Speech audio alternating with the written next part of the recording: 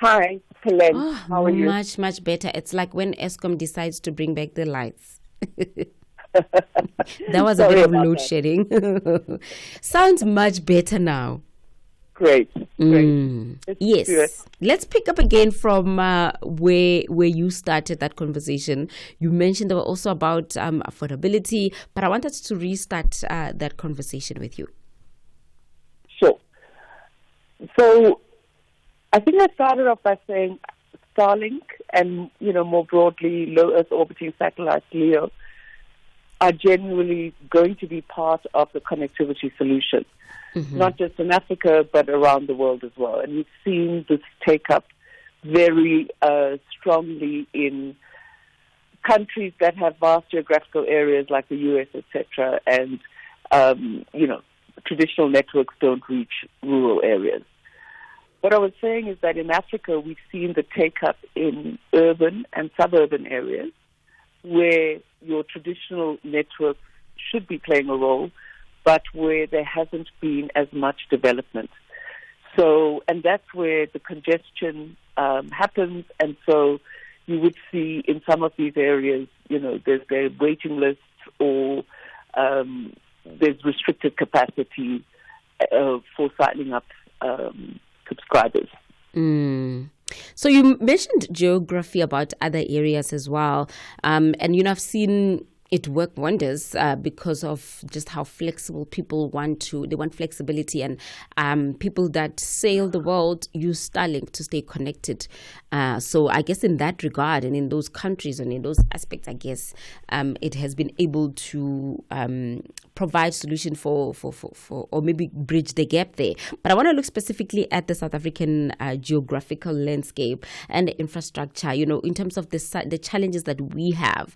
How will satellite internet in the long term be able to be a solution, and to kind of reduce the gap in terms of connectivity?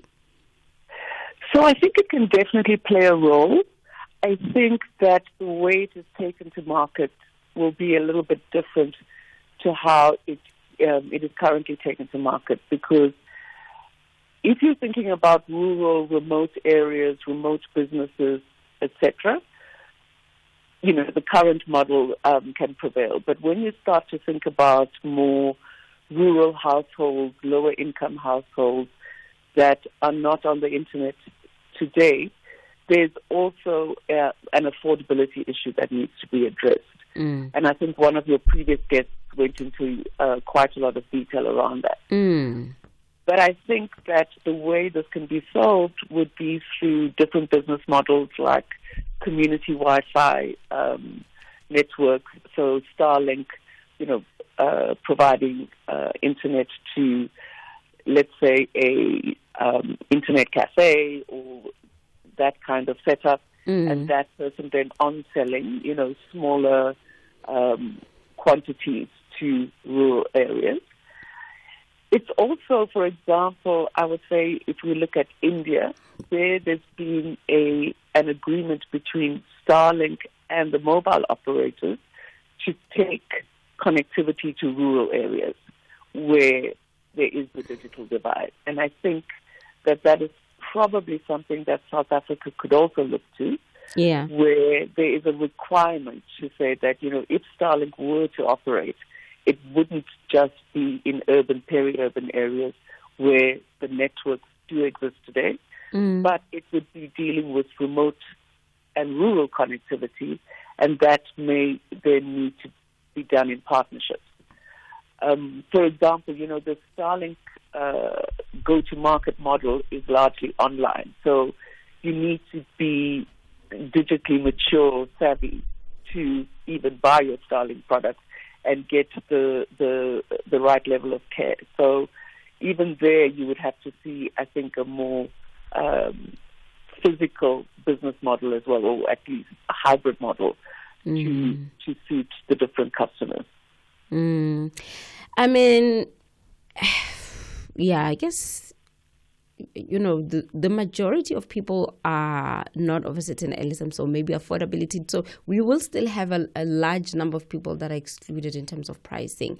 But, for those that can afford, it may be a solution to the issues of, because there are people that still use data, loading data on their phone and stuff like that. So I guess if we look at it like that, it will have... it will kind of bridge that gap or remove that need to kind of have data loaded. But what are the other cons as well that we can look at going forward? And just to ask you personally, do you think it's eventually going to make its way into our shore? So if I ask you one, this actually will be the second question. And the third one is, seeing that it has also been rolled out in other African countries, what can we take away from these countries that already have Starlink?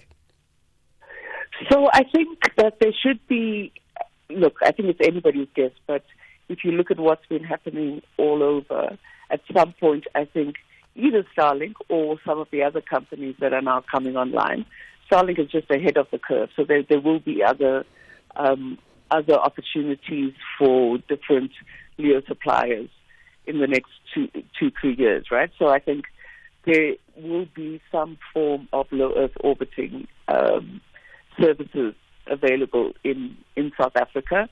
I think that there is a need, however, still to have the traditional telco infrastructure that we have, terrestrial infrastructure, just from, issues around national security, etc. So I think we always need to look at the sustainability of the traditional terrestrial-based telco operators as well, because that's of strategic importance to the country.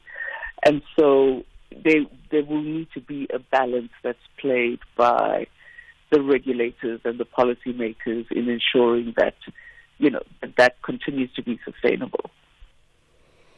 All right, Lohini. So I'm going to park this chat here, and there's a lot that I pick up in terms of the information regarding this, and I'm hoping for the best, and yes, bringing the good side of things so that you can. It's okay to just kind of be open to, may not be conventional or what we are used to, because change is inevitable. So I look forward to absolutely. Absolutely. Thanks, Puleng. Thank you for chatting to us this morning. All right, and that's it in terms of that conversation regarding Starlink. I promise I won't be bringing up that name anymore.